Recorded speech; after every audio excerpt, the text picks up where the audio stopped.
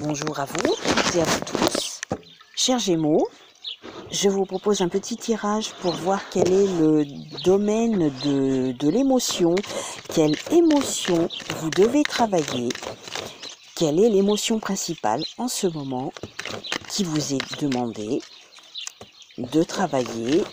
Peut-être une émotion qui vous perturbe, une émotion qui revient trop souvent, etc., etc. Alors, bien sûr, ces tirages ne pourront pas parler à tout le monde. Admettons qu'il y ait 3 millions de personnes du signe du Gémeaux en France, ça ne pourra pas parler aux 3 millions de personnes du signe du Gémeaux, c'est une évidence.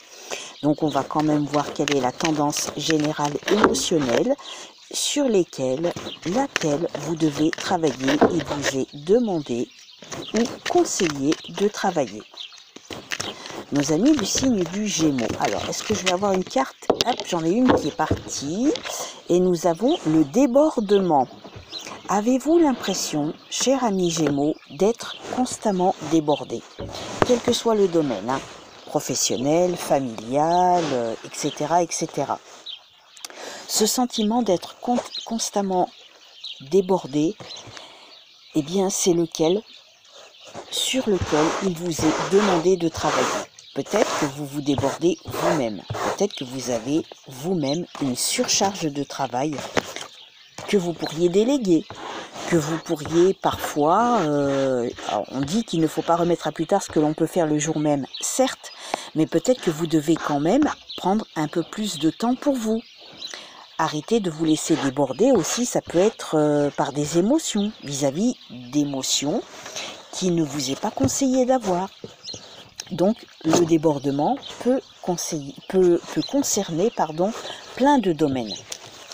Donc, ce débordement, c'est le côté émotionnel qui vous est demandé de travailler en ce moment, cher ami Gémeaux, pour justement arrêter d'avoir ce sentiment d'être débordé.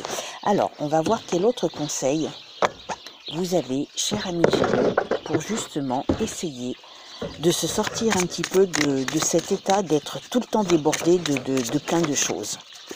Alors, le conseil pour nos amis du signe du Gémeaux concernant le débordement. On va voir si avec une carte ça suffit, sinon on tirera une deuxième, voire une troisième.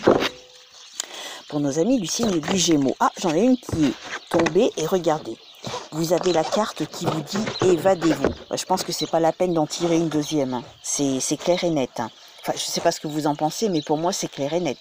On vous dit de vous évader. Vous êtes débordé? Eh bien, remettez des choses à plus tard, déléguez et évadez-vous. Peu importe l'endroit, peu importe comment. Regardez ici, nous avons un personnage qui lit. Peut-être qu'il vous est conseillé de lire pour vous évader, pour évader votre esprit. Vous savez, quand on est plongé dans un livre, dans une histoire qui nous passionne, on oublie tout. Donc peut-être que le conseil est, parce que c'est vrai qu'avec ce confinement et ce couvre-feu, c'est plus que pénible. Donc peut-être que le conseil est de vous évader autrement. Si vous n'avez pas la possibilité de vous évader en allant dans la nature, par exemple. Ici, on voit une espèce de cascade. Donc le conseil serait peut-être d'aller vous évader au bord de l'eau, d'aller dans la nature pour vous évader et d'essayer d'oublier un petit peu vos soucis qui vous débordent ou ce sentiment de débordement. On a bien dit que c'est une émotion sur laquelle vous devez travailler, c'est le débordement. Donc comme ce n'est qu'une émotion, ce n'est pas forcément la réalité tout le temps, tous les jours. Donc ce débordement, pour qu'il soit moins présent, moins constant, eh bien peut-être qu'on vous demande de vous évader. Tout simplement, évader votre esprit en allant vous promener, en faisant plein de choses. Il y a mille et une choses sur lesquelles vous pourriez vous plonger afin d'évader votre esprit et oublier un petit peu tout ce qui vous donne cette sensation d'être débordé.